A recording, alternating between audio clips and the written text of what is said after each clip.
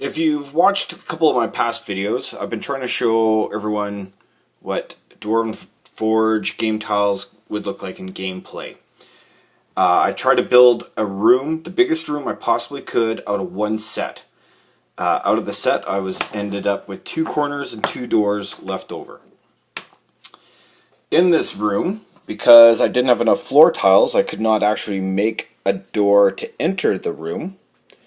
So, in Imagination Land, I used a Hertzart spiral staircase. So, in the corner. And I wanted to kind of dress it up for everyone to take a look to see what the actual game board could look like. And I know a lot of people use a lot of different terrains. I use a lot of different terrains, and I just wanted to fill it up with a little bit of everything so everyone gets an idea of how they look on the new game tiles. So, like I said, over in the top corner there is the Hertzart spiral staircase. It actually works quite well when you add that to the terrain. And then over on the back, I have just a paper product for bookcase. Then we have Hertzart's crates and barrels. And then we have a Hertzart's fireplace. We have the Dwarven Forge pillars, table, Hertzart's chair. This is another chair, and then some more pedestals that I put in there. And a lot of people use a lot of different kind of minis, so I filled it up with 5 party members that is a regular size party, using all different kinds of minis because that's what people use. And then with your monsters, you can't just keep throwing goblins at people, so you try and find minis either for Mage Knight or Heroescape or even Star Wars or even Dreamblade.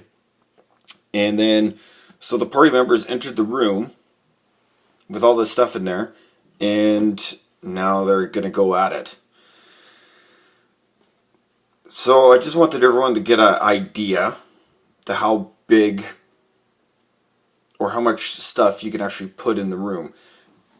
I do not have enough pieces off one set to do those massive pictures that you see on Google all the time of Dwarven Forge labyrinths. One piece will not get you there. Is it enough for a game? Yeah, I mean, if you want to take the time to keep arranging the rooms, pulling out all your accessories and rearranging the tiles, for sure. A lot of people do like that.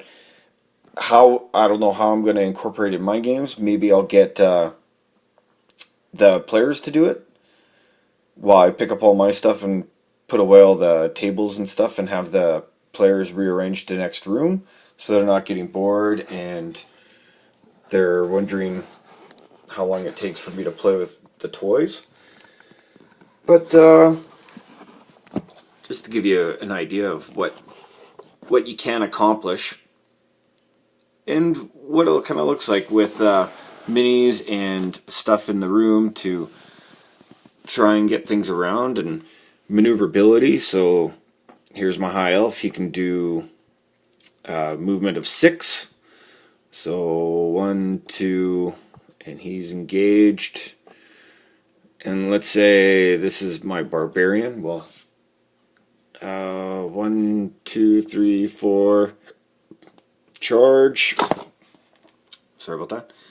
So they can get engaged. You can have your player jump up on the table. He's taking the flaming skeleton, and then he comes around. Can't get into a flanking position. Then we have these 2 guys coming up trying to swing at him, and then depending on how big your roof is, we can have him come up and around. But just to show, the game tiles alone is actually pretty cool. The more I keep playing with it, the more I kind of like it. It is going to take time to set up in between. I use all different kinds of mediums, so I do use paper, I use Hertzart's, and the original Master Maze stuff. Now, the game tiles by itself would make the room pretty boring. So if we take all this stuff out,